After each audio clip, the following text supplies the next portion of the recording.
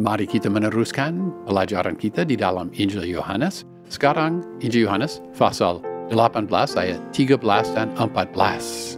Kedua ayat ini mempersiapkan kita sebelum kita membaca mengenai pengadilan Tuhan Yesus di depan Hanas.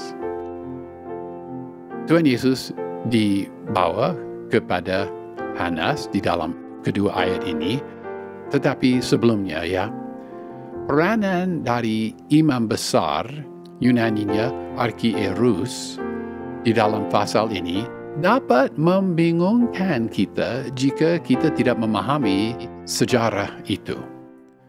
Dari tahun 6 sampai tahun 15 Masehi, Hanas adalah imam besar bagi umat Israel.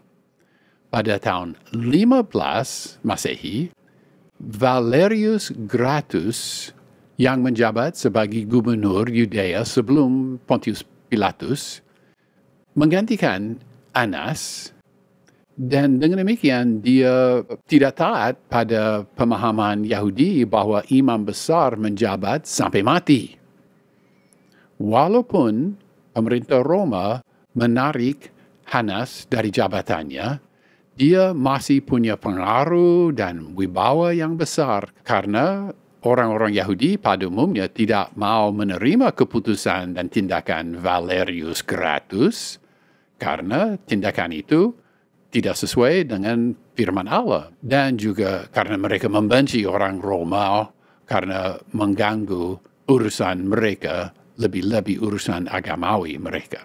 Hanas masih punya kuasa dan wibawa besar karena dia punya 5 anak laki-laki dan juga 1 menantu lelaki yang diangkat satu persatu oleh pemerintah Roma sebagai imam besar.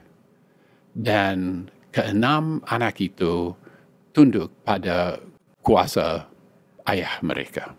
Maka dengan demikian, keluarga Hanas mempunyai monopoli atas jabatan imam besar dari tahun 17 sampai tahun 41 Masehi.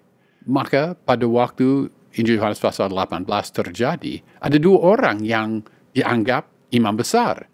Menurut pemerintah Roma, Kayafas adalah imam besar, tetapi menurut banyak atau semua orang Yahudi, dan dari segi pengaruh dengan orang-orang Yahudi, Hanas adalah imam besar.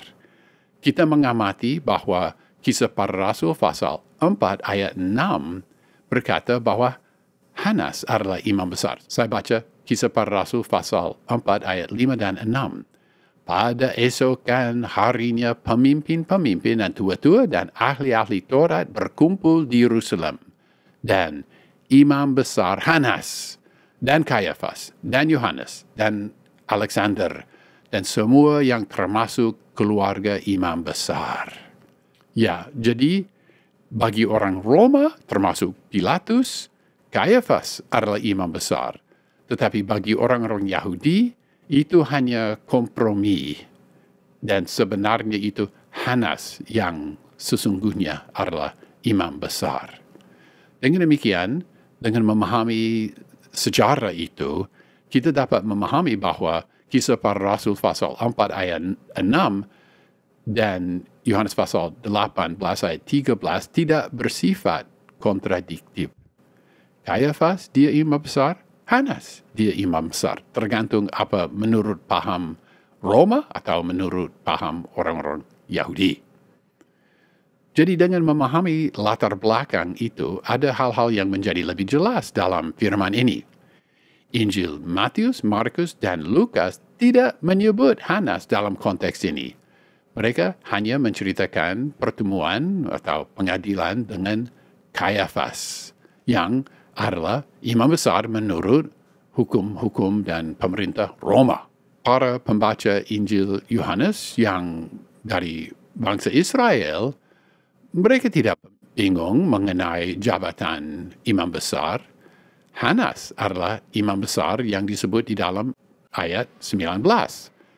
Kayafas menantikan keputusan dari mertuanya sebelum dia menyampaikan keputusan resmi kepada Pilatus. Ingatlah, Kayafas adalah imam besar yang diterima oleh pemerintah Roma termasuk Pilatus.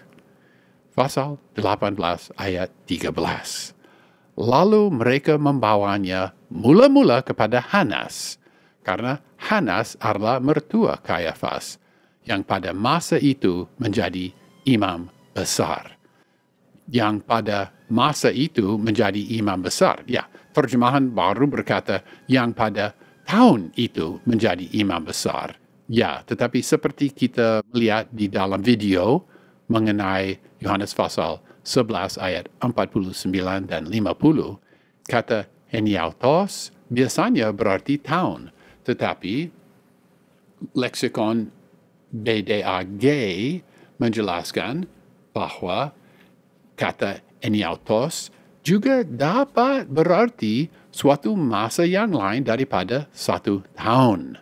Maka di sini kata tu heniautu ekenu harus diterjemahkan pada masa itu dan bukan pada tahun itu. Maka Henken dia salah pada waktu dia menulis.